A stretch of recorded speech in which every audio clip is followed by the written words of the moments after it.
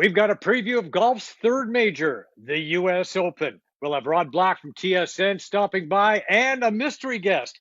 I'll give you a little hint. He was named the top news anchor in the country. Joe Tilley Sports, coming up.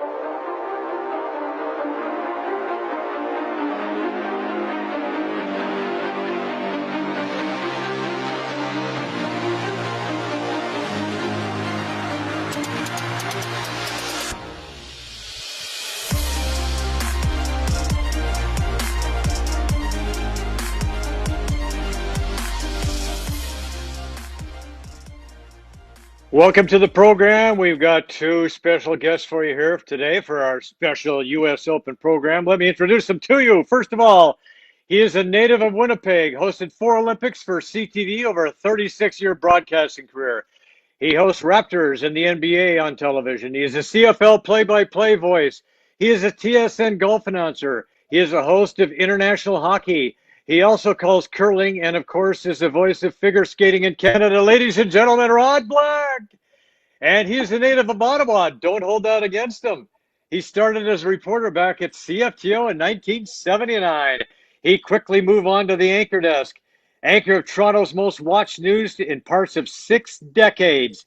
He was named Canada's best news anchor by the Canadian Screen Awards. He's the honorary chief of the Toronto Police Service. He is past director of Variety Village, chair of the Ability Center, and numerous other charities. He is a member of the Order of Ontario and a hell of a golfer, ladies and gentlemen.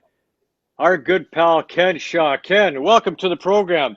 Hey, Ken, let me start with you, my friend. Is there any truth to the rumor that you were the guy who got in Doug Ford's ear and said, "Hey, Doug, let's open the golf courses"? Were you the guy? We're hearing a lot of some background news music, Vic. Just to let you know. Are you Whose guys hearing music it? is that? There Yeah, we it's a go. little, There you little go. Dire Straits for you. Yeah, Little Dire. I don't know listen, why he's playing Dire Straits. What does that mean? MTV. That's Ken. I don't know if everybody knows. Ken Shaw, actually, he said all that stuff, and Ken's one of the greatest guys in the world. I don't know if you know this. He is also a DJ at a nightclub. And unfortunately, right now, the nightclub's not open, and he plays, Right. he Oh, plays I'm some still there. crazy I'm hits. still The there, kids get lit to it. He's still there. I He's still still show there. up at the nightclub. Yeah, nobody else is there, but Ken is there. He's spinning records. Yeah. So Ken, no, we know that you had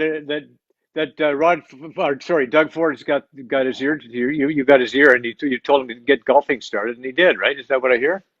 Is that what I hear? I don't know where you hear that, but yeah. You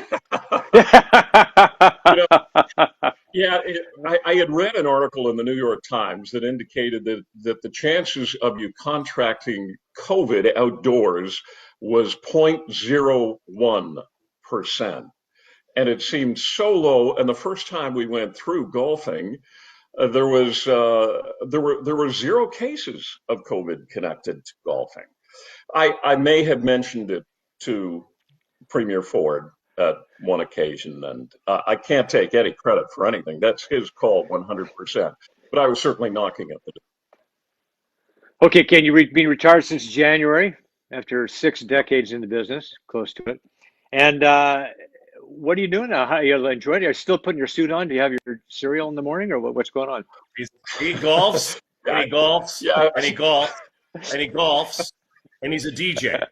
That's it. Yeah. but every night at about 5:50, I do put on a suit and tie, and yeah. Wonder about the old days. You know what? First of all, Rod is absolutely correct, except for the DJ part. I do golf a lot, and you know what? I have no business belonging on a broadcast with 2 veteran sportscasters like you two. I'm just a golf enthusiast, that's all, and I'm a hack out there. I'm not a great golfer. I just love the game, and you know I like some of the history of the game too. So thank you for inviting me with you too. Ken, Oh, Kenny, you actually you belong. sell yourself short. First of all, if you say you're a hack, you belong with us. Secondly, if you're a golf enthusiast, you belong. If you saw our picks for the previous majors, I think we're going to lean on you heavily because we have sucked so badly at this. So we're all in trouble. Yeah. The last 2 or 3 decades that I've covered golf, He is one of those players, probably the most spectacular player has an ability to go really low, and that's what he can do. He gets a lot of birdies. He's got full of bravado. He's a guy from Trinidad and Tobago who became Canadian and loved this country, and he can go very low. So it was so cool, and to have 1-2. I mean, again, we don't have that. The last time we had 1-2 in Canada was the Montreal Canadiens and the Winnipeg Jets. That's it. 1-2. That's it. Last night. Oh yeah. Well, I thought you were gonna throw the Leafs in there too, but I guess not. No, they're actually 4. Yeah. All right, in that division. Okay, so you're right. Because the Champions Tour, we recognize all those names. We know all those guys. In the PGA Tour, there are some guys we know. There are some up and comers, but that Champions Tour, yeah, we get a soft spot for that. We see that, and I see Mike win a couple of weeks ago, and then now Stephen Ames winning. This is a lot of fun. A lot of good things happening in Canadian golf. And Taylor Pendrith qualifying for the for the U.S. Open. This is good stuff. Okay, so let's talk about the U.S. Open. And first of all, Torrey Pines. Okay, the course was recently renovated and redesigned by Rees Jones. Torrey Pines South course it's longer, plays more difficult than it did before. The South teeing areas were extended. The length of the course now is up to 7,800 yards. The ninth hole alone is it's a 614-yard par 5. There's also a par 4 that they can extend to 527 yards, I believe it is. Golfers during the round, they're also going to have to deal with distracted view of hang gliders, paragliders soaring off the cliffs, and at the south end of the course, they're going to leave that rough nice and long as they do for the U.S. Open, and it should be a good test for the boys. What do you guys think?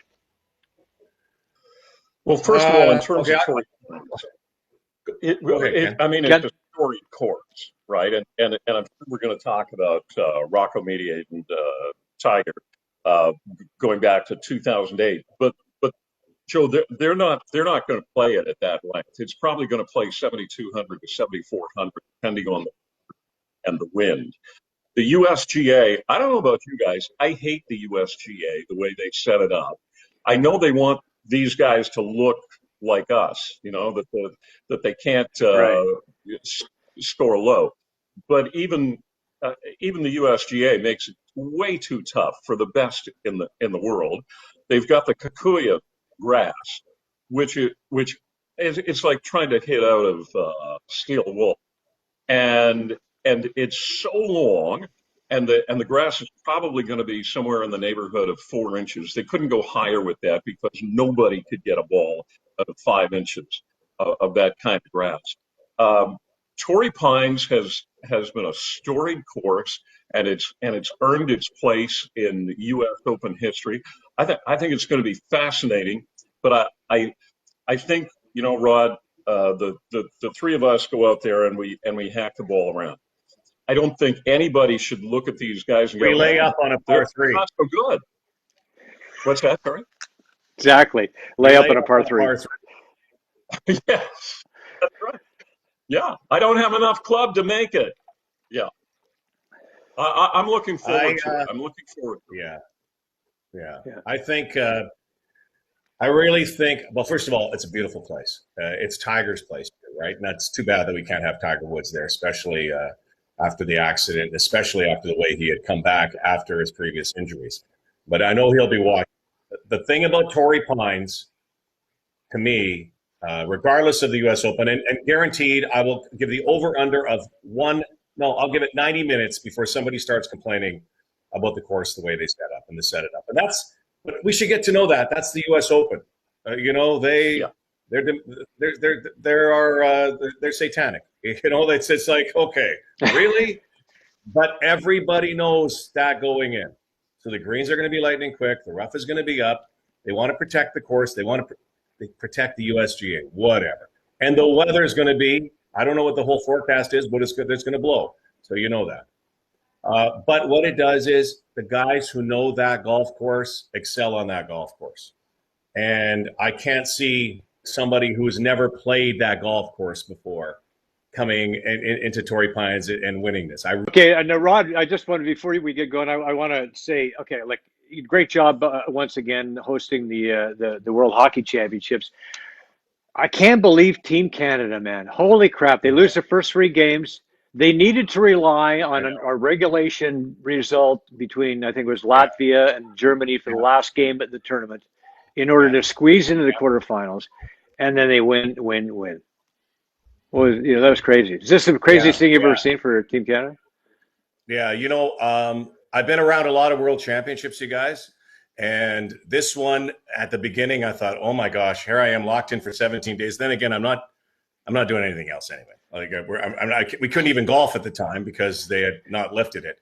And I'm thinking, oh man, this is going to be a long tournament if this team doesn't do something. And all of a sudden, this little team that was bereft of any really big superstar names. They get a player like Andrew Mangiapane to come over, and things started to happen. And I do believe, like this, what we're going to talk about today, all the golf and everything that's gone on, I think a lot of results are kind of pandemic related, if you know what I mean, is that we're in such a weird situation. It's very hard to predict. And so this team suddenly won. And as much as history will say that they were probably they had the least star power of any Canadian team, I think they're going to be my favorite Canadian team ever because of the way they won in COVID. It was great. Yeah. Great job by Gerard Gallant coaching a bunch of ragtag bunch, I guess you'd say. It was just awesome to watch it. Yeah, the emotion from you guys in the panel and everything else, you could tell it was a lot of fun. Okay, some really nice golf story. Sorry. Yeah, sorry. Yeah. Didn't you love, and I don't know if Kenny saw it, I still get chills every time I see athletes line up, especially hockey players, especially young hockey players, male or female, line up and sing "Go Canada." It just gives you chills. And with the passion that they had it, to me, I never get tired of that. It was another beautiful moment. We've had a lot of beautiful Canadian hockey moments, and there's another one. Some nice golf moments involving Canadians. Last weekend, we had Stephen Ames winning the PGA Champions event in Des Moines, Iowa, and Mike Weir finishing second. Have you ever seen a 1-2 finish by Canadians in any PGA Champion? Have you ever seen that happen before? I don't think it has happened, has it? I am trying to think. I don't think so. It would have to go back. It would have to go back. The only time I would ever see it on the Pro Tour was the Canadian Tour, obviously. We have seen guys close before. I remember at this event, actually, U.S. Open a few years ago. I remember Ian Leggett and Mike Weir were close, but not at the end of the tournament. You had kind of two Canadian. No, I don't. I can honestly say I don't think we've ever had that. And boy, to have those two guys, Kenny, hey, we can get older and get better. Yeah. You guys are almost as old as Mike Weir. I've never met Mike Weir. I have played with Stephen Ames, pretty good guy. But when he was interviewed after that game, he entered the day 7 shots back, and he was asked if he thought he had a shot at it. He didn't think he had any kind of a shot at that. It's nice to see Mike Weir coming back. I mean, he was gone and put up pasture, and all of a sudden, I mean, he's there. This isn't the he's already won on the Champions Tour, and it's like I think a lot of us had written Mike Weir off, and all of a sudden, bam, he's back. Yeah, he had some injuries, didn't he, Rudd? Yes. Yeah, he did, and he had for the longest time. Honestly, I think it was an injury related to trying to get longer, and he tore up his elbow for a while and his arm, and his vision to get more length off the tee, which everybody has wanted, and to compete, especially after Masters. This really happened after Masters in 2003. To get more majors, to stay up with the big boys who are hitting the ball so far, and he got hurt, and he concentrated so much on that he suffered so many injuries. But it's so nice to see him playing golf again and have his short game back. And Mike Weir is one of the best wedge players this game has ever seen. It helped him win the Masters. And I really think he's got that back. I just love his smile again. I love to see and I love that tour. because of the stars on that tour and the personalities on the tour. And for Stephen Ames, one of the things that we should all know about him is Stephen over the really can't, because first of all, you got to navigate it around. But it's a beautiful, the scenery is spectacular. It's like Pebble Beach. I've had good fortune of actually playing there at 6,400 yards. and long enough. Yeah, and it's to me, Joe, we talked about this. You weren't on with us, Ken, with Howie a few weeks ago. How the majors are set up now. You know, it always was the Masters. Then you had a 2-month kind of break until the U.S. Open. Then you had another month until the British Open, the Open, and then you had another month until the week brother PGA. And they wanted to bring the PGA into more relevance, which they have. And now everything is so compressed, and you have to be on form. We always used to say, be on form before the tournament. You can get yourself in. You have to be on form for all of these 4 majors because they're so tightly compressed. So the player who's playing the best, I still believe, who is in form, is still the player that's going to win this tournament. And hey, Torrey Pines is going to win as well. I cannot see it going deeper than it.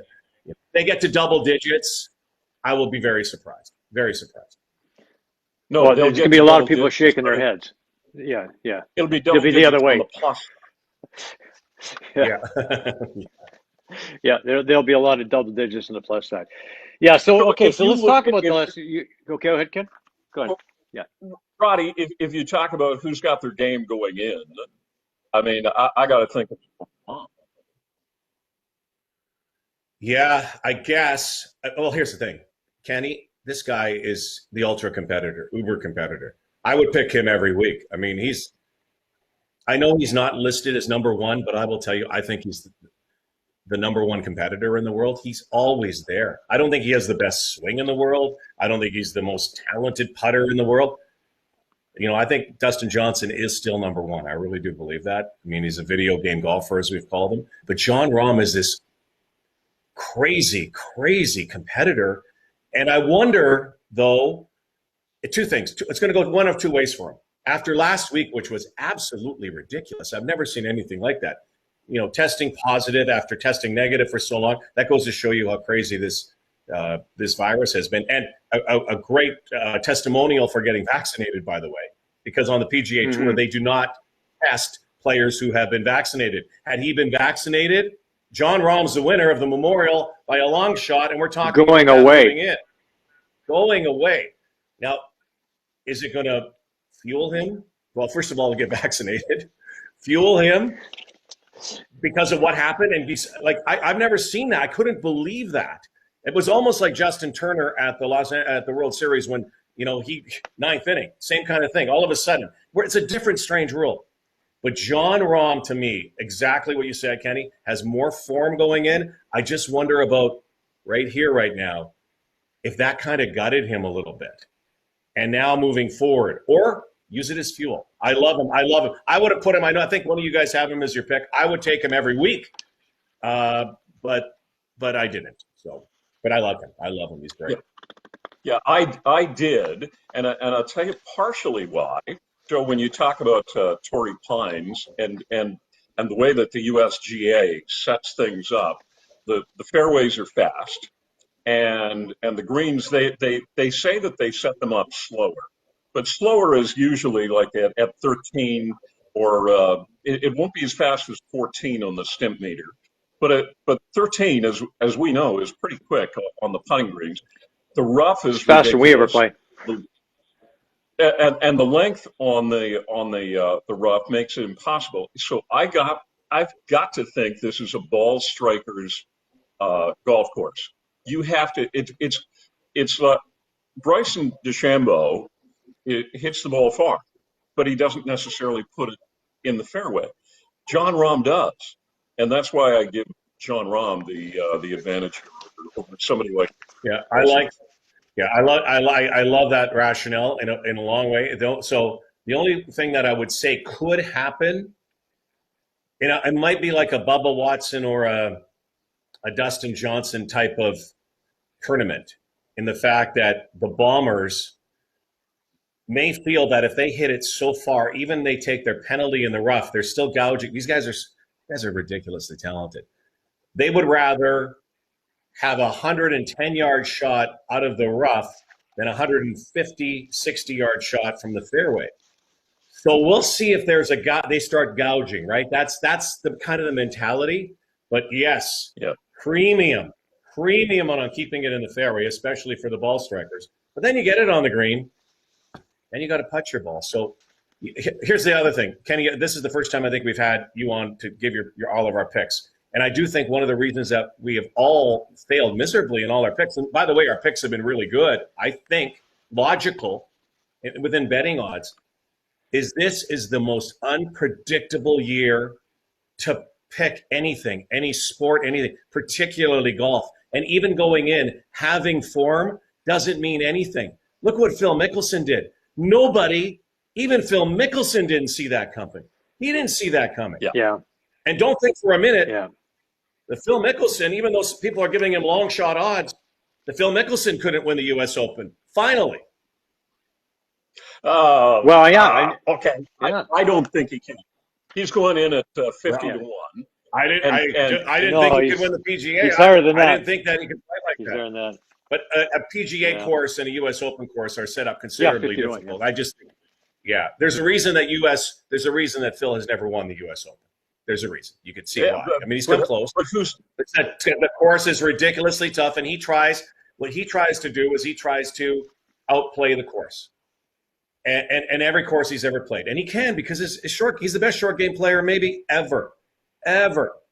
But the thing is, you cannot do that at the U.S. Open. The only thing is new mentality. If Phil Mickelson had the mentality he has right now as a 51-year-old, this mature 51-year-old with this focus, if he had that during his previous 20 years playing, 30 years playing, I'm going to tell you, he may have as many majors as Tiger Woods had he had that mentality. But that's not Phil. He's a gambler. But I wouldn't count him out. And he is so erratic off the tee, and that's why USGA is so difficult for him. What's he finished? 6 times second? Nobody's finished second more often than Phil. And here it is. He lives 12 miles away from Torrey Pines. He will be the favorite of the crowd. I mean, if he wins, that'll be one hell of a story. Unbelievable. Unbelievable. But I mean, already the PGA win was the story of the year.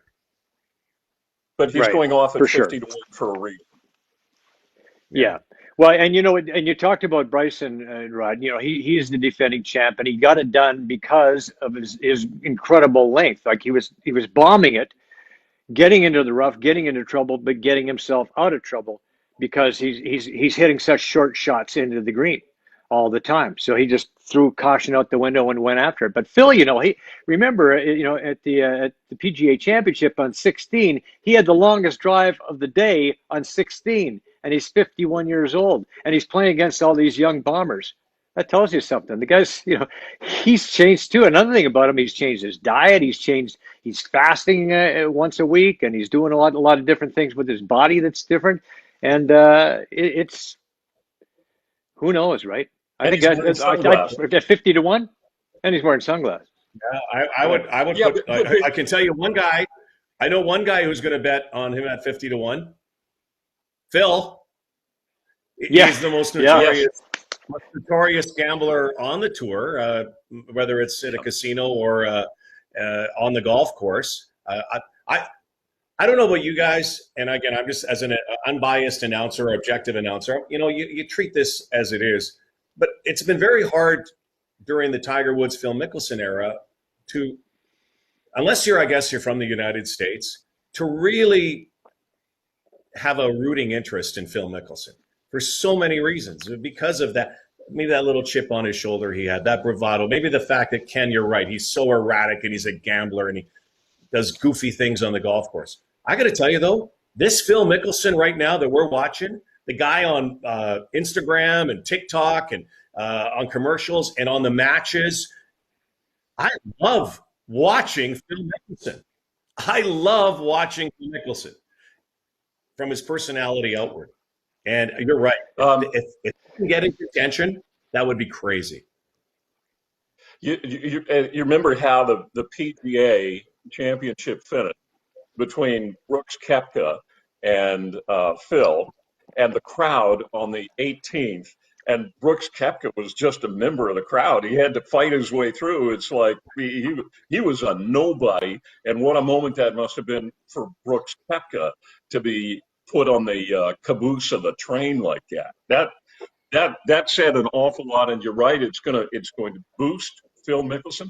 But here's the thing: if he does the bomb and gouge, the greens are set up to be so hard that they won't accept a ball that is coming in from the rough.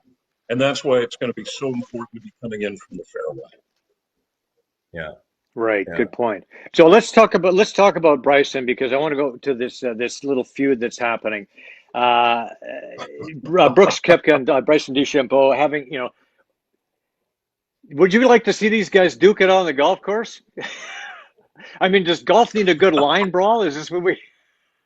You want to see these guys drop the glove? I think there's a lot more hype than there is to it. By the way, this is nothing new, you guys. This is nothing new. Koepka and DeChambeau go back to, and I guess I'm aging myself. Arnie and Jack didn't like each other for a long time. A lot of people don't know that. As they age, they became better friends. They became softer, and there was a friendship. And I think it was because their rivalry was done. Phil and Tiger hated each other's guts. I mean, you can go through the history of golf. There are a lot of guys that I know that there have been close to fist fights in either clubhouses, locker rooms, or parking lots between players. And by the way, on every tour, even the LPGA tour, it can happen. This one is unique because of the personalities involved. And I think Bryson DeChambeau is kind of in Brooks Koepka's kitchen a little bit. And Brooks is a football player who plays golf. And Bryson is a scientist who plays golf, a bit of a nerd. And you know how the jocks and the nerds go along in high school? That's what this is. That's what this is. But also, but Bryson has really beat them. I mean, he looks like a football player, right? Bryson is a nerd who's got a little bit of football player mentality. And, it would be a good dust-up. I'll tell you, I'll be honest with you. It's a fight I wouldn't mind seeing. If they're going to have Mayweather it'd be better than fighting Logan Paul. It'd be better than that Paul Mayweather fight. Yeah, exactly. I'd rather see Bryson against Brooks than that. Yeah, and no decisions on any fight that night. That was ridiculous. No. People were just making money. That's all that was. So tired. But going back to well, so go ahead, Ken. You're absolutely right, Rod. I read not long ago something along the lines of Koepka is the high school quarterback, and DeChambeau is the science fair nerd. And so between those two, you would think Koepka would win. But by the way, let's talk about Koepka for a second, because he's an enigma to me. If you took a look at the PGA stats right now, you don't see Koepka's name showing up anywhere.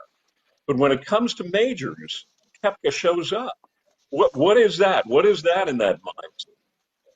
The guy doesn't win week after week. Yeah. He doesn't even show up after week. You know who he is? He is the Tom Wilson. He is the Brian Trottier. He is that Pat Borders. Remember when the Blue Jays won? He's that guy who only wins the big games and focuses everything on the big games and is a grinder. And nobody ever talks about this. And Ken, you can really appreciate it. And Joe, you appreciate it. I know I do. The mental game of golf. Golf is so mental. It is absolutely ridiculous. And because of that tunnel vision that I think Koepka has, he rarely ever gets rattled. If he gets rattled, he just channels it completely the other way. His eyes are steely. He's like an assassin when he is out there. He is meant to win. And I think he is destined to win big championships his entire career because of that mentality that he has. I don't know where he got that from. I think it's obviously been ingrained since he's been a young boy. Tiger Woods has that mentality. Brooks Koepka has that mentality. Jack Nicklaus had that mentality. The greats who win the big ones, they have it. And it's right here. It's right here. There's something about it. They're serial killers. They can just absolutely forget about what they did the time before, and they take it to the next shot. That's his greatest strength. That's why Koepka wins. And what about DJ? He didn't win, and he's had a lot of top 10 finishes. I know he's not going to win, and he's going off as a long shot. But I really like him, and I love his swing, and it's something that stands up. Every swing is the same. It's the same tempo. He's like a Ryan Palmer. You can put up any two videos of his swing, and they're going to match 100% on tempo.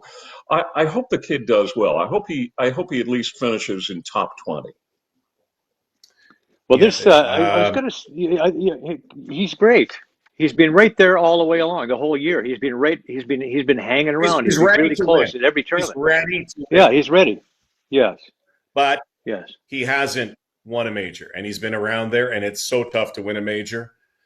I love Corey Connor. I've watched him grow up in the game. I've watched him as a young amateur.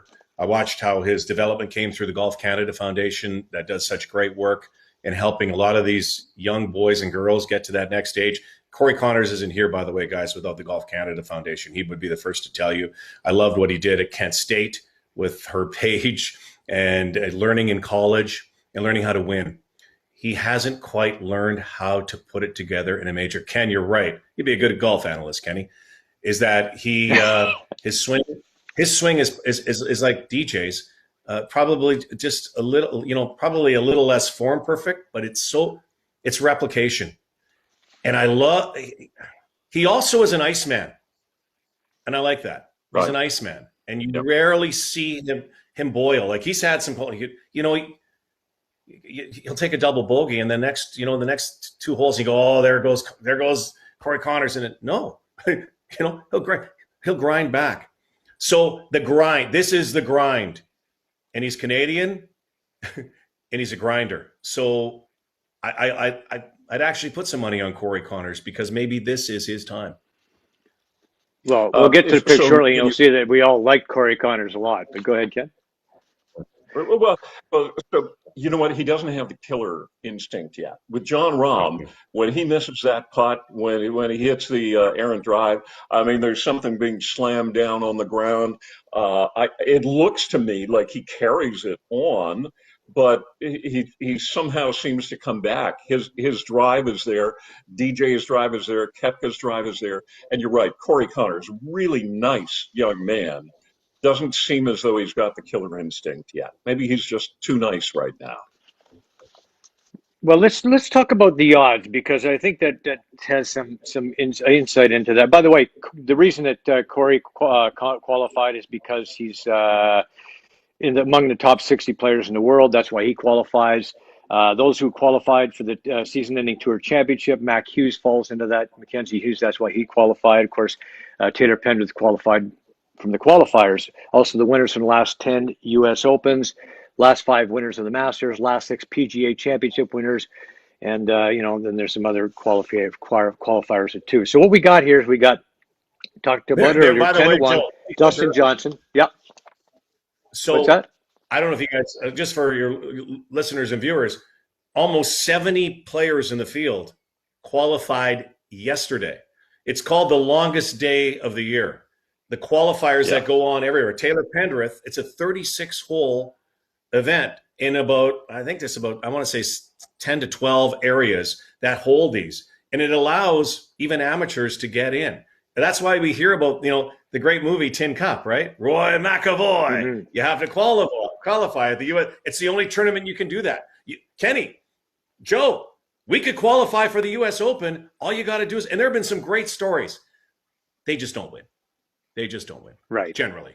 That's right. Yeah. And John Rahm has yet to win a major. Right. John Rahm has yet to win a major. Yeah, he's still my top pick. Rocco Mediate, 2008. He had to qualify. Yeah, but when I say qualifiers, I meant no-name qualifiers. I didn't mean guys who are on the PGA Tour go in and just, hey, I'm going to get it. I'm talking about guys who come are club pros. Yeah, club pros. They're club pros, yeah. You will see a club pro on the top 10. I guarantee you that's a prop bet. Guarantee you first day. You will see a club pro somewhere because they're good, but they don't win. It Right. might be nice to see an amateur pop up in the top 20 too. I don't Right. know when the Yes. last time was that we saw an amateur coming through. He he lives around the corner. He's from that area. He's from San Diego, hometown kid. That the pressure of being a hometown guy could hurt, but I don't think it's going to hurt him. He's a great player. He's due. My longer shots are Phil, Corey. We already talked about that, and Taylor Pendrith because of he could be the Rocco Mediate. I don't think people in Canada know enough about Taylor Pendrith. This guy is the longest hitter of all the Canadian players. He is unbelievable how far he hits it. He's a low scorer. He goes for birdies and eagles. He's a great personality. He's going to be on the PGA Tour next year from his status at Corn Ferry. He is awesome, a great dude. And I don't think he'll get rattled. He might be one of those guys. Qualifier in, carrying some form. Going to be tough. But again, longer shots. So those are my picks. Go ahead, Kenny. Kenny, Well, let us have it. I love Xander Schauffele. I love his swing. Again, he's a tempo player. We'll see how he does with the rough there, but I really like him. His dad goes to all the tournaments with him and fires him up a little bit along the way. Yeah, Phil will be the story of the majors if Phil wins this. But again, I think there's a reason why he's going off at 50-1.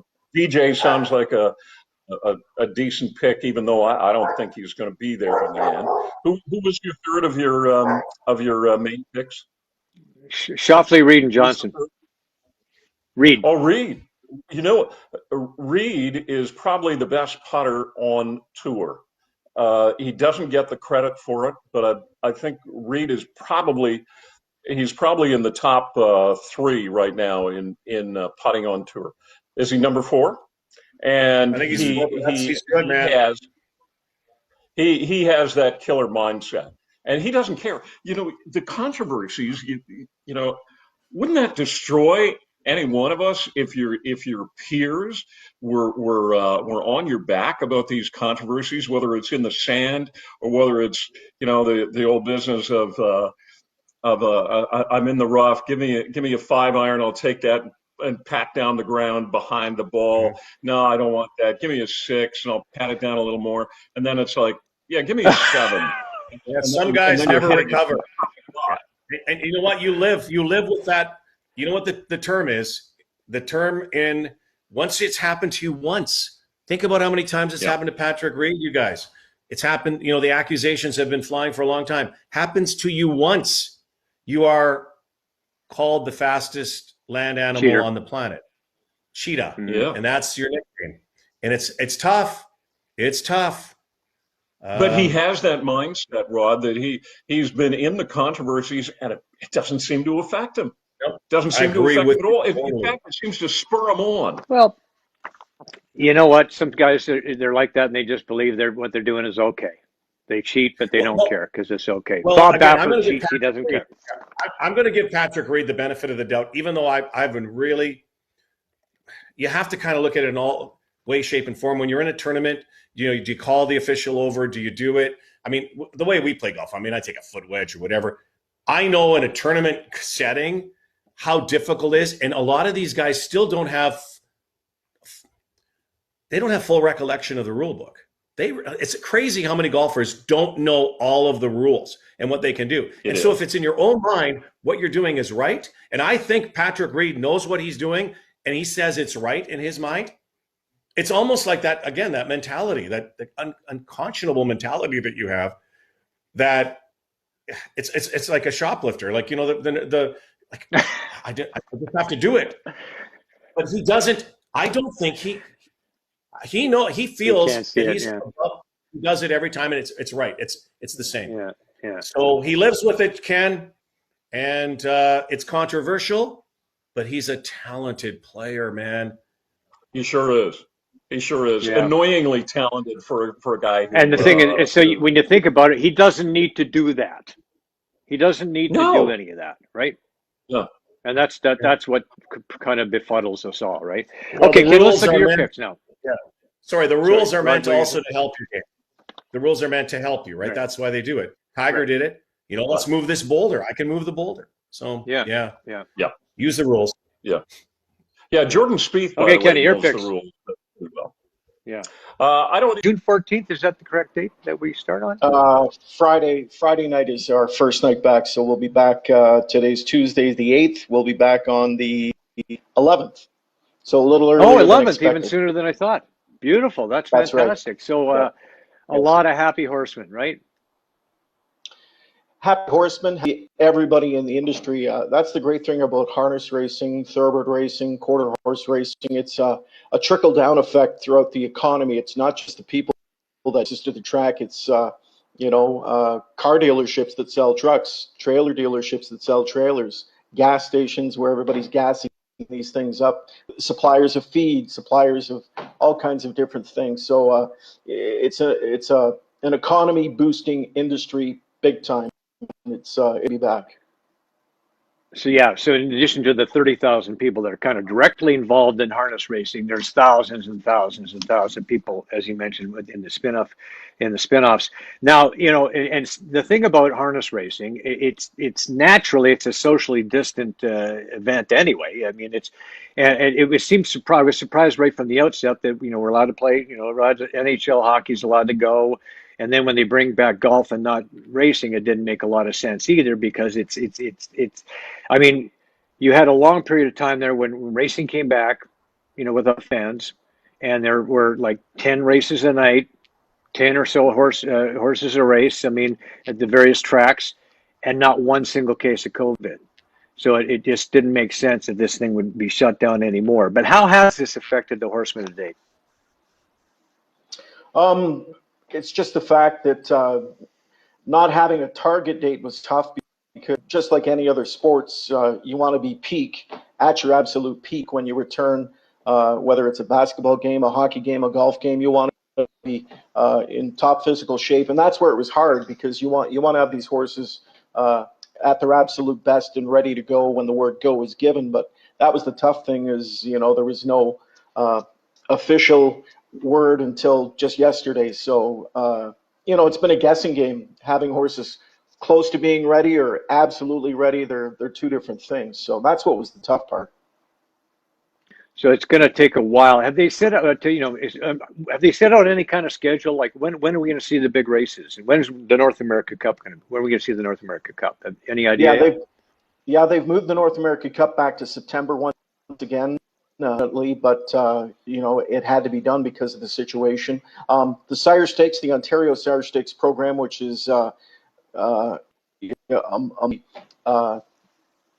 multi-leg series of stake races over the course of the summer. That's really the thing that they're working on diligently right now to retool because it's not been completely affected. Some of the dates can still stay where they were originally scheduled, but some of the missed dates are going to have to be spotted different points throughout the season. That's going to be the tough part because you don't want to overlap stake races. You want to give all these horses that have been paid up to these stake events the opportunity to race in as many of them as you can. So it's going to be tough because some of them are simply going to have to overlap just because of the nature of the situation. Now I know some of the horses were shipped to the States. Some of the drivers went to the States. Some of the trainers went to the States. Are they all coming back, or have we maybe lost a few? I would say horse-wise, some of them may have been lost. Some of them will stay there. Some of them are going to go there anyway. I would say the greater majority are going to come back if they're not back already. As far as the drivers are concerned, they're all going to come back. They've just gone down there because some of the local trainers went a certain number of horses that are prepping for stake races, be it in the U.S. or be it here in Canada. So I think it's a good move for them too because you're sharp. You don't want to be away from your sport or game for any length of time. So I think those guys have an advantage compared to the guys that maybe stayed here. Just that sharpness, that quick. There's so many split-second decisions that have to be made, and sitting in the bike and just getting the feel of the horse too. It's I've never done it, so I don't know, but I'm just assuming that's the way it would be. So. Well, I guess you'd have to base it on, the form early in the season and what they did maybe last year as 2-year-olds. But are you seeing any horses in mind that you're thinking might be serious contenders for this year's North America Cup coming up in September? Oh yeah, for sure. Joe Holloway, guy who's had a lot of great horses. Jenna's Beach Boy, she's a great lady. A long, long list of good ones. He's got a horse named Perfect Sting who had an undefeated 2-year-old season. I think he's had just one start this year. He had a bout of sickness, but he qualified the other day at the Meadowlands in 148 and change, I believe. So he's Oof. he's the horse that everybody's got their eyes on. Ron Burke's got a bunch of great ones. Nancy Tactor's got some nice ones. Ian Moore, a local trainer, is actually stabled at the same training center that I am at up the road from my house here. He's got a very nice colt in Lawless Shadow. Jack Darling, another local trainer, he's got a colt named Bulldog Hanover. They're serious players, and I guess you're not going to know until it gets closer to crunch. There's a lot of surprises. Some horses they don't find that 2-year-old form coming back, whereas and other horses come out of the woodwork that weren't necessarily great 2-year-olds. Maybe they needed some extra time to mature or develop or whatever it was, or they had a setback as a 2-year-old.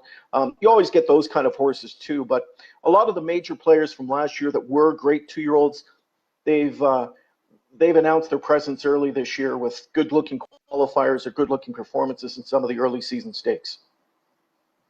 Well, you did mention your barn a little bit earlier, and I want to ask you about that. Tell us about your stable. Mm-hmm. I mean, it's grown quite a bit in the last little while, and you got some good horses there. And I saw I one hope of your so. winners recently, and you got the chance to call that one. That was kind of fun. Tell us Yeah. about how you got involved in how this came about. How'd you get your barn and the story here? I've always owned horses. Uh, at different levels. It starts out generally with cheap horses, like horses that are inexpensive and you just want to have a little bit of fun with. But it was really when I buying yearlings that I really got the bug, because it's like it's starting out with a plate full of clay and you make it into something awesome and nice. That's the same way it is with these horses. You buy them as yearlings. They haven't had a lot of work done to them. So you're starting out with a raw product, and you're trying to get to the point where it's a racehorse that can find its way to the winner's circle. It's really gratifying, especially with homebreds. I've got my own broodmares here at my farm, so I'm there the day that the foals are born, and then you can watch them grow up, to be yearlings, and then at the end of the fall in the yearling season, that's when you're actually taking them to a training center and you're putting them through the motions. Get them used to a harness, get them used to a jog cart. And faster and faster as the weeks go on. And then in the summertime, it's the real fun time of year, because it's the time the qualifiers are ready for those guys. And it's like Christmas Day for everybody, the first day of the qualifiers, because you really find out what you've got then. And you talk about the whole process, right from, watching them, coming as foals and then getting to the racetrack, eventually getting to the racetrack, and now you're calling the race. Tell me, do you find yourself being a little bit biased, maybe paying a little more attention to your horse than you do the other ones? It must be take some work to sort of stay unbiased, I suppose. It's hard. I really make a concerted effort to be unbiased about it, just because it's a choice. It's my choice. Yeah, When it's deserving, when they deserve getting a more excited call because they're going to win, then yeah, but not over the top. You just want to be right. on the sidelines and be thankful that your horse raced well, or if they happen to win, that's great too. But I try and keep it low key as I can, fly under the radar. Right, right. So tell me, what horses from your barn are the ones that we're going to watch out for? I've got a nice filly. She raced last year. Her name is She's a Sassy Beach. So she's 3 years old. Hmm. She's one of the very first actual homebred foals that I've had, and she had a pretty good 2-year-old year for me. She's a couple of times, and actually, when I finish this interview, I'm going to enter her to race on Friday night at Mohawk if they've got a class for her. So she's a good one. I've got a little brother. In fact, he's 1 year younger than her. He trained last Wednesday at Mohawk, so he's ready to qualify. And they've got qualifiers for the 2-year-olds for the first time on either Friday or Saturday. That's up to the race office. His name is Bob Loblaw. and he'll make his first. And you got to call that. A race caller Yeah, I names the know. horse Bob Loblaw. What are you doing? Yeah, you've got to have fun, right? In life, nothing's more magical than making yourself. Seemed to have that attitude until his father-in-law had a talk with him about how he needed to focus on putting in particular. But DJ, I don't think he's made the cut the last couple of majors. I mean, I don't know what's going on in his head right Well, he might have a knee problem. I mean, it's possible that he's got a bit of a knee Are you problem. patting your dog? I know apparently there was video that You're patting your dog right now. What's that? Who's that? You're patting your dog, aren't you?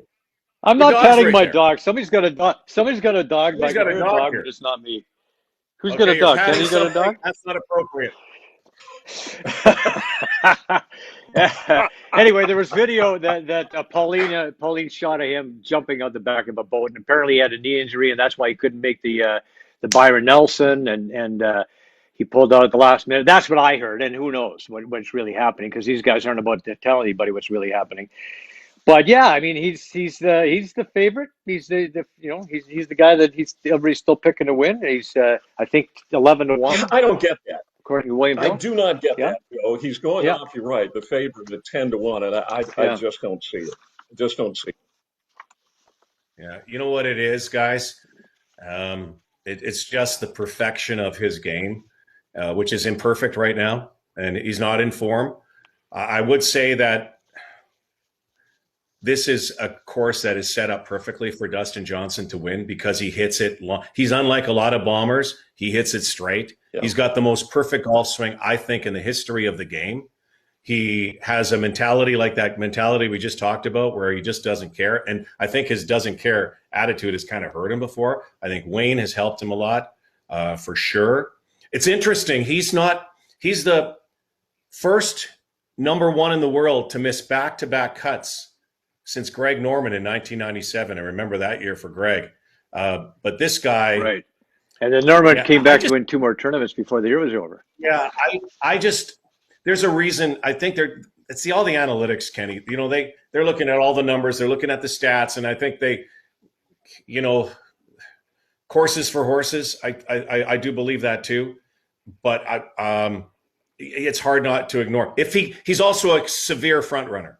If he's like Tiger, if he gets in front, you can't catch him, but he's got to get in front, and he just hasn't been able to do that lately. Yeah, well, so if I look at stats, I look at John Rahm and I look at Colin Morikawa, and the two of them on paper are the guys who are scoring. They are the guys who are keeping it in the fairway, who are ball strikers, and who, I mean, Morikawa, you know, he puts it out there 300 yards, but he's got control on it, and I think he's probably first in greens and regulation right now. So I don't see, honestly, I don't see Koepka and I don't see DJ anywhere in the stats on the PGA right now. So to me, it's pie in the sky to look at these guys. But if you talk about form, right? And you talked about Phil. Where was Phil in terms of form, right? So I mean, it's such a crazy thing. Yes, you have to have form. Yes, you have to be, up there in terms of the stats and everything else. Where was Hideki Matsuyama in terms of form? Yeah. Like, again, right. I do think this is such an unusual year that you've got to just, like, again, we're not talking about Matsuyama if there isn't that bad weather that comes in, and all of a sudden he was the only guy. Instead of going to the range, he goes to the phone, and maybe his focus changed, and the next thing you know, he runs away with it. It's just so unusual. I don't think, like every other sport, I don't think you can look at the sabermetrics or the analysis and say, oh, this guy, it's not a video game right now. That's the thing. It's not a video game. I think belief has a lot to do with it. And familiarity. That's why my picks have a lot to do with guys who know the golf course. You have to know this golf course because you have to navigate it around, take your losses, get your pluses, and weather the storm. Weather the storms. I really do truly believe that it's not going to be somebody who's high in the stat. I love Morikawa. That's a good pick, though, Kenny, because he's a Cali kid and he knows Torrey Pines. So for me, he's won a major. The familiarity for him is more to me than even you know, putting, greens and reg, driving, whatever. I'd rather take familiarity right now than any of those stats. So Corey Connors does not fit into that, but I really like him. Based on speed, but on really on texture and undulation for link style courses. So somebody can control the wind. We talked about the high ball flight. Who's might have a lower ball flight might be also significant. The issue is you can't have a low ball flight if you're, again, gouging out of the rough, and the wind could affect it. So there's so many factors here, guys. I take all those odds, and if I had Ken Shaw's money, which I don't, Who does? I would be putting on some of those guys who are in the 20 to 1s, the 30 to 1s, because I just don't think there's a clear-cut favorite. I really don't think there's a clear-cut favorite. Interesting. Okay, well, when you compare the European Tour with the PGA, well, Rahm and McIlroy both came up through the European Tour, and at the same time, you had Watson, who won 5 times the Open. So it does, it can go both ways, but I think generally. And Watson was not a low ball hitter. The rough is the real punisher. And I just said Watson was not a low ball hitter. He won 5 U.S. Opens, and Yeah. So and Watson, by the way, go ahead.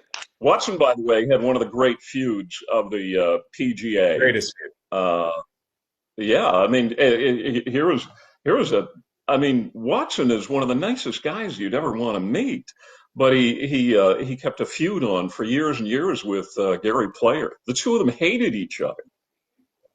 That was perhaps the number one feud in golf history. Was those two who if you left them alone in the room, there would be blood on the floor for sure. Not now. But then, yeah. They would never have a chance against the best fighter. Do you guys know who? Here's a quick one for you. I always have some sort of bizarre story. Here's the best one. Do you know the best wrestler is on the tour? In the world of golf? Wrestler? Wrestler and best fighter. Wrestler? No. I like to fight more than anybody. It's legendary. No. You're going to be so surprised by this. This guy just likes to wrestle and fight. Ernie Els. Does he? Okay, you're lying. No. You're making them. The Big Easy. The rumors are, I have not seen it. I've done some events with Ernie, and he's the nicest guy in the world. Ernie Els is one of the nicest guys in the world. Oh, yes, I'm very happy with that. Very nice guy. But I will tell you, this dude, it's notorious that he gets on like private jets and that, or in elevators, and he has wrestling matches with people. And he says, "You got to fight me." And by the way, it's full on. It might be induced by a libation or two, but it's true. It's not even close. So here's the thing. Good thing Ernie Els was a nice guy and didn't have a feud with anybody. I would not. And plus, he's like 6'4", right? So I'm not. Don't. Yeah, he's go a big guy. Ernie.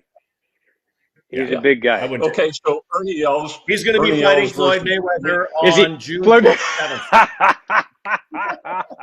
That's one pay-per-view event I would on Liam Neeson. I see Ernie taking on Liam.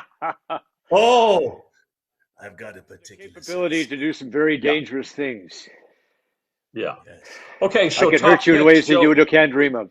Okay, let's get into the picture, shall we? Okay, we're going to start with Mr. Black, all right? He's got Dustin Johnson, Patrick Reed, Xander Schauffele, and his long shots are Corey Connors, and a late addition, Taylor Pendrith. Tell us about those picks, Rod. Yeah, didn't I have Phil in there too? Yeah, I have Phil as a long shot too. But well, you had Phil, but we pulled. Yeah, I know. I can only put so many picks. I put the entire field on there. Dustin Johnson, the obvious. I just think he's due again, and I just think again when you are the best player, and he is the best player. He is the best player. You're due, and he wins on tough golf courses. So I like that. I just think the odds are that he's got to come around one of these days. Patrick Reed, maybe the odds also a prop bet. Will there be some sort of rules controversy? That could happen. Patrick Reed, because he won there. He won at Farmers Insurance. Different golf course a few months ago. Knows the area. And he's like Koepka, built to win majors, The other guy that I would say is Xander Schauffele, because he's due. We pick him. I pick him all the time, and he just isn't coming through for me. He's due here. A real long shot, some money on him.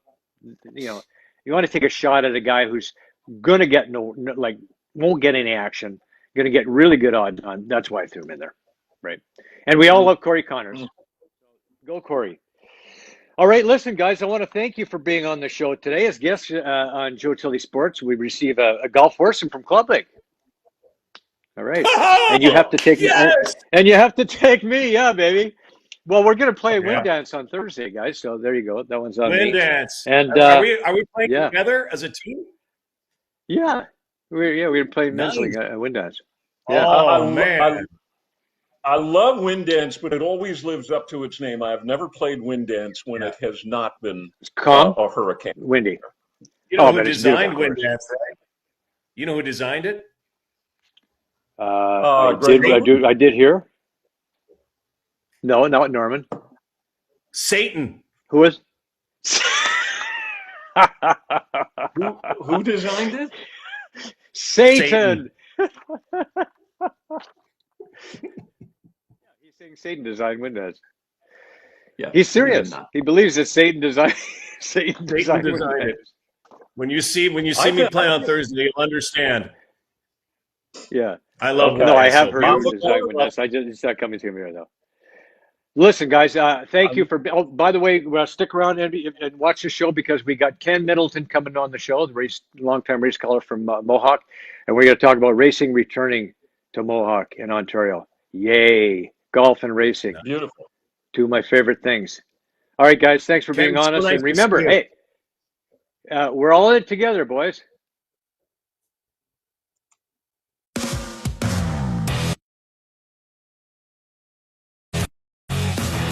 Promotional consideration provided by Club Link. Club Link. One membership, more golf.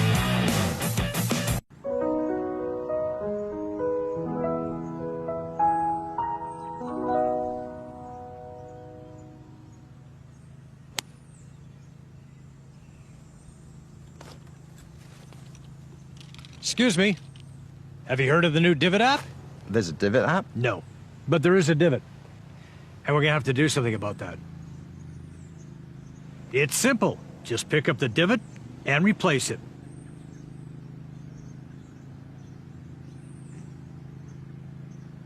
All sorted. Have a good round.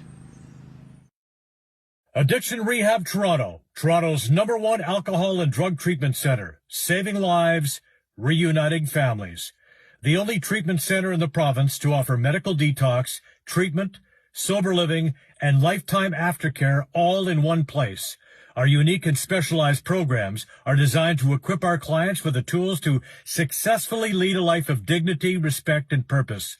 Let us help save your life or your loved one's life. Call today for more information or to facilitate an intervention.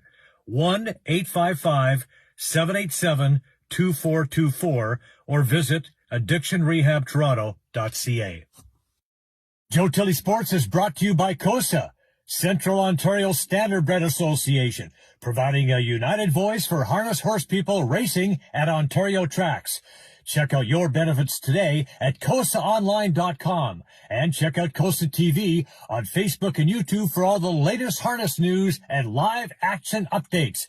Live racing year-round. Go to hpibet.com for all your wagering options. Become a member today, and your first bet is free. That's hpibet.com.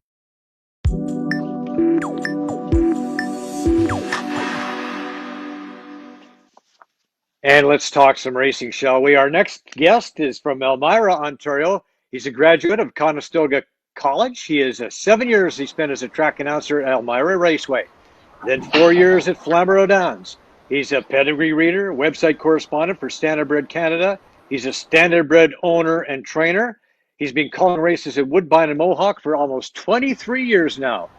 Ladies and gentlemen, Ken Middleton joins us. Ken, calling races for some 35 years now. What, you started when you were 10? What's going on? Almost. No, right in high school is when I started. Caught the bug early. Wow, buddy. I mean, you do such an amazing job. Everybody knows your voice. We love it here. And great news for racing fans this week with the news that we're going to finally get back to racing on beginning of the January. Like that. Ricky Fowler, by the way, 2008. He was Mhm. qualifying and came through. It's an interesting system that they have, but yeah, when you put the tour pro, the guy who's been on the road, who knows, as you say, Roddy, one of the key deals is knowing Torrey Pines. I think you're Yeah. absolutely right. For a first time guy there, you're going to be thrilled just to be in the U.S. Open. Could you guys imagine, let's say for whatever reason, some fairy came down and just granted you some golf magic and it became like a Disney movie and you had a chance. I'm sure we've all dreamt about it. And you get a chance to go to the US Open, but then you look over and you see Phil Mickelson and then you see John Rahm and Brooks Koepka and Dustin Johnson. And you are so happy that you didn't wear white pants that day.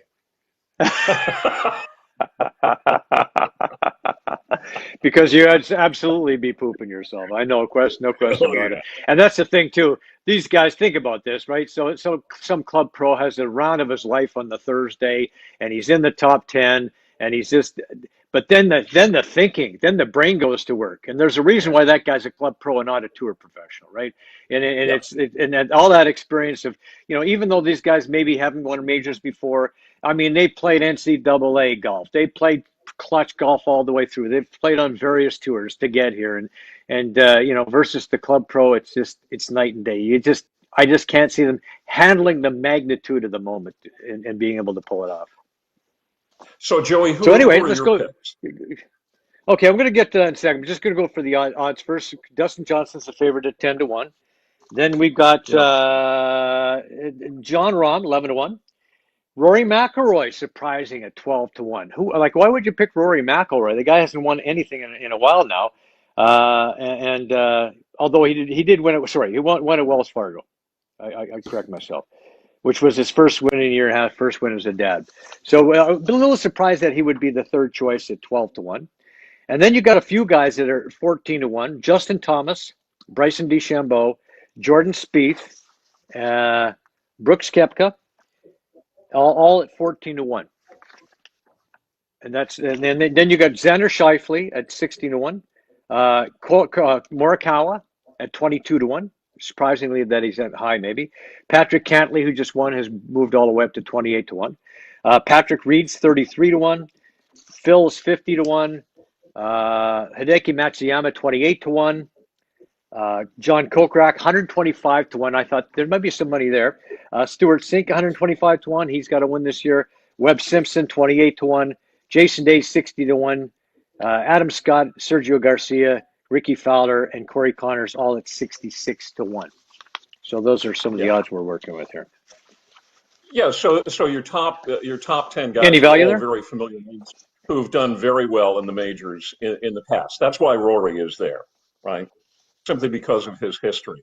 And in San Francisco, where he walked away with the tournament, you know, that's what you're looking at. And Corey Connors 66-1.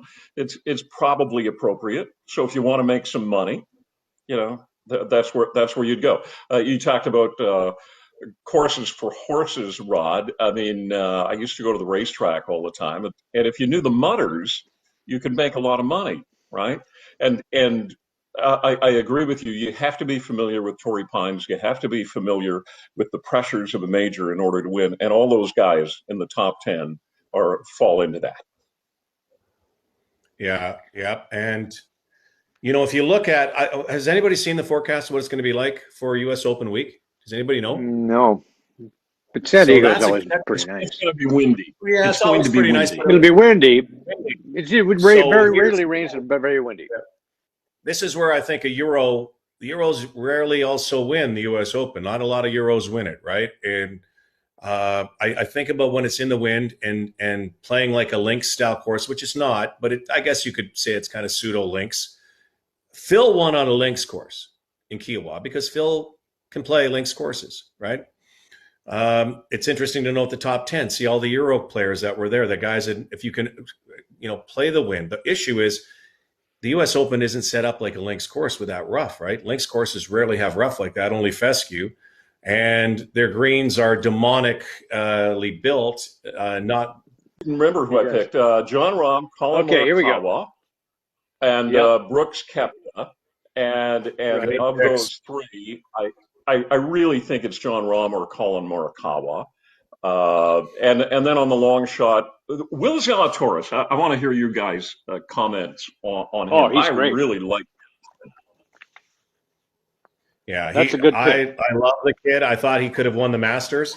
Will Zalatoris, rewind this tape. He is going to win a major within the next 12 months. He will win a major. That's how good he is. I really think he will, and it could be this one. He does not get rattled. I loved what he said at the Masters. If I'm stupid enough to think that I can play here, I'm stupid enough to think that I can win here. He's got a naivete. He's got a naivete that is perfect for the game. He's spiny. Yeah. He's got that beautiful swing, and he rarely misses. He doesn't miss very often. I love him. I love that pick. And in case people forgot, Rod, I mean, he came in second at the Masters. The kid is like 6'2". He weighs 165. That must be wearing a fur coat that's soaking wet. There's nothing to it. It looks like the wind would blow him over. But this kid has some fight in him, and I think he believes in himself. I expect him to finish in top 20 at least. But I think if I was Caddyshack. Yeah, exactly. there we go. Caddyshack. Adam Sandler's buddy. I think this kid could make a lot of money for people looking for a long shot. Definitely. No question about it. Zalatoris is a good pick. All right, okay, Joey. so I'll go through mine, guys. Okay, here we are. Brooks Koepka, Jordan Spieth, Bryson DeChambeau with long shots, Jason Kokrak, and Corey Connors. It's funny that we all picked Corey Connors as our long shot. Now, Koepka had knee surgery back in early March. He's been steadily improving. He's won this tournament twice. He's solid. He was solid at the PGA Championship, of course. He's a hell of an athlete. Reminds me a lot of myself. He's humble. He's humble like me, but and of course I want to put DeChambeau in there only because I want to see Koepka and DeChambeau in the final pairing on Sunday, just because of because we got some history between these two. They're playing together on Sunday. I mean, just the drama would be awesome, and I just love to see that. So that's why I wanted to put you want to see a fight. Captain DeChambeau together. Yeah, I want to see a fight. I want to see a fight. Let's see how I got it. They're going to go at it. Yeah. You want to see it. You're one of those people that goes to that hockey game, and you want to see a fight. Yeah, I want to see DeChambeau taking just a little too long, lining up that putt, or just on the approach, testing the air pressure. Yeah. I want to see taking a little too long because he's testing the air pressure right there. Yeah. Right in his backswing. Right in his backswing. I want to see Brooks fart in his backswing, and then let's go down to let's go to 18 now with Jim Nantz and David Faraday. Well, there he is, about to win the U.S. Open. There's Bryson DeChambeau. I'll tell you, look at that. There's a wonderful shot there. Here's Bryson. He's about to take the shot back. There it is. Oh, yeah. Oh, he's a wonderful guy, that Bryson DeChambeau. There's the ball back. Oh, there it is. A shot for the ages. A fart for the ages. Can't wait to hear it. That's it. Brooks drops the glove. Brooke drops the glove. Bryson drops the glove. They're ready to go at it. Bring it on, baby. That would be a fun pairing on the final day. Yeah, it would be. Yeah, the fight would probably be after the round, but it would be good. Koepka, I think he's going off at like 125-1 or something like that, Joey. No. Koepka's 14-1 on Kokrak. Oh, Kokrak's 125-1. Yeah. Yeah, you're alone. The reason I like Kokrak is he's a bigger guy who's had some success before. he's now using a longer putter. His putting stats he's gone from 140 to 8, and he's really been. I just think he's a guy who, if you're looking for some real, Laugh or making other people laugh, it's a great tonic. So yeah. yeah, I can't wait for that call. Honestly, Ken, that'll be a lot of fun. We'll definitely have that one Yeah. on the show. Um, Great. well, listen, I thank you for being here. Good luck with Bob Blah Blah, and she's a sassy beach, and yeah, Thank and you. all the rest, and yeah, thanks for being on here, and it's just so great that we're back racing again, and good times are here again. Thank you, Ken, for being on the show, and I'm going to take you golfing very soon. It's my pleasure. And congratulations on the show. You guys are doing a great job. Thank you, sir. Appreciate that. Thank you, Ken Middleton.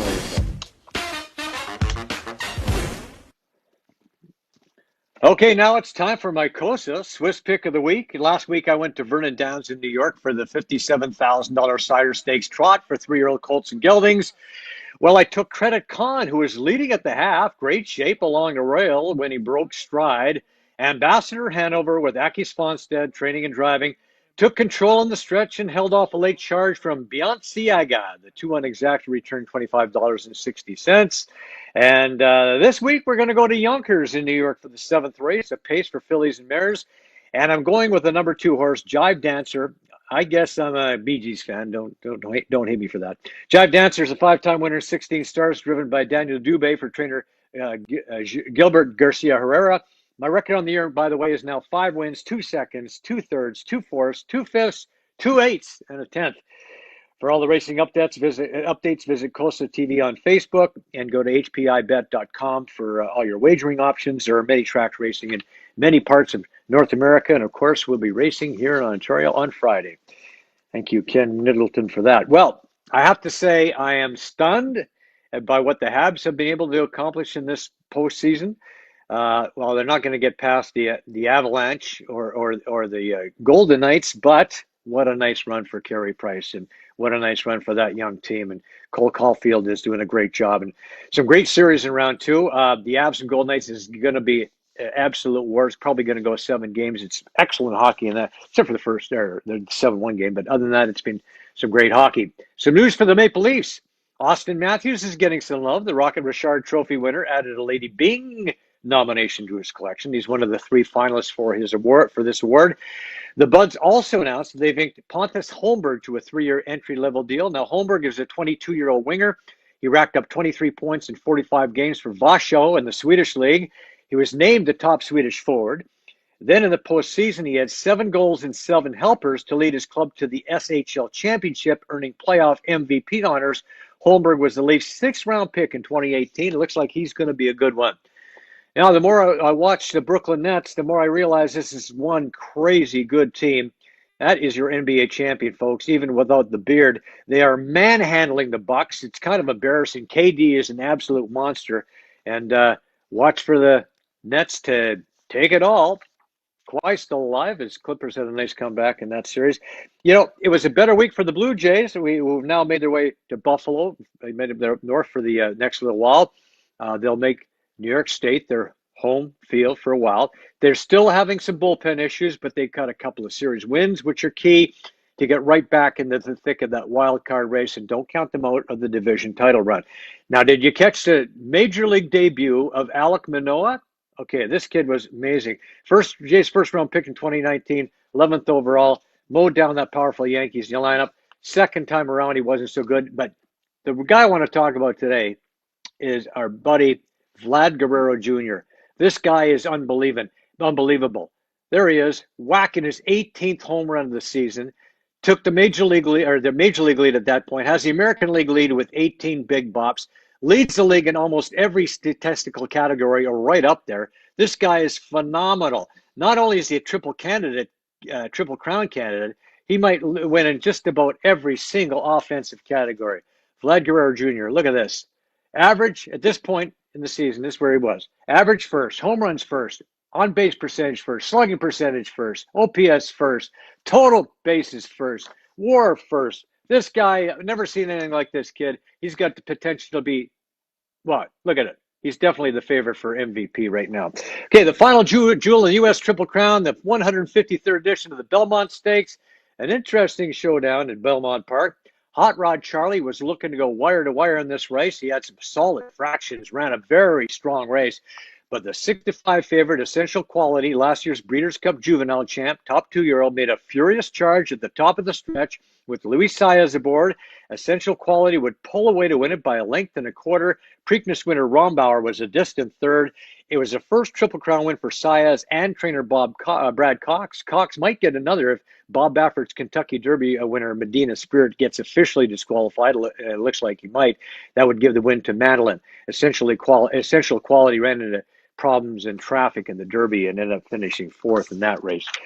But that's it, folks. We close with a look at the folks who made this show possible. They are friends, they are trusted business associates, and they are all-around great guys. I highly recommend them all. A reminder that the show is also available on the Spanglish Network, Zingo TV, and the Fired Up Network. Once again, we want to thank Rod Black, Ken Shaw, Ted Middleton for being on the show, and thank you for watching. Join us next week when Steve Beaupre is program, nation's boxing legend. We'll see you then. Get Aldo at Remax Crossroads. Do you want to buy or sell a home? Could 31 years of real estate experience help you? Why not speak to an amazing team that loves to overpromise and overdeliver? Call 416-GET-ALDO or visit www.getaldo.com to find out what next level real estate looks like. RS Demolition and Excavation has extensive experience with complete teardowns and interior strip-outs. Looking to build a custom home? RS Excavating Services has the experience you need to build and establish neighborhoods.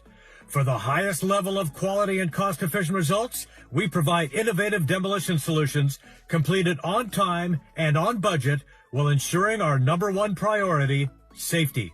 Call 647-852-3006 for an estimate or visit rsdemolition.ca. Brian Gribben Insurance Planning, helping you solidify your financial future. At BGIP, what we do that's unique in the marketplace is we show people how to spend and enjoy their money in their early years of retirement without the fear of running out. Also, we're able to do this without you having to change financial advisors. Please look us up at bgip.ca today, and let's book a 30-minute phone call to see how we can bring value to you and your family in your planning. Call Brian today for all your retirement needs. We did. 905-686-5678. Gold Line Resources, discovering high-grade gold in Sweden. Gold Line Resources owns a prospective portfolio of 4 high-grade gold exploration projects located on the Gold Line mineral belt of north-central Sweden, and 1 gold exploration project in the Skellefteå belt of north-central Sweden. For more information on how you can invest in this new initiative, go to goldlineresources.com or call 1-800-858-9710. Gold Line Resources can also be found on the TSX Ventures Exchange as GLDL. Looking for an advantage in choosing your investment options? Belmont Venture Capital will provide you with the best up-to-date opportunities in the mid-cap and junior sector. The company was formed 12 and a half years ago and is spearheaded by 2 seasoned veterans of the financial markets with over 80 years combined experience. Go to BelmontVentureCapital.com today for the latest hot picks on the market. And don't forget to sign up for the newsletter. BelmontVentureCapital.com. Brought to you by MNP, one of Canada's leaders in national accounting as well as tax and business consulting. We proudly serve and respond to the needs of clients in the private, public, and not-for-profit sectors. Through partner-led engagements, we provide a collaborative, cost-effective approach to doing business and personalized strategies, helping people and organizations succeed across the country and around the world. Call MNP's Durham office today, 905-579-5531, or go to mnp.ca.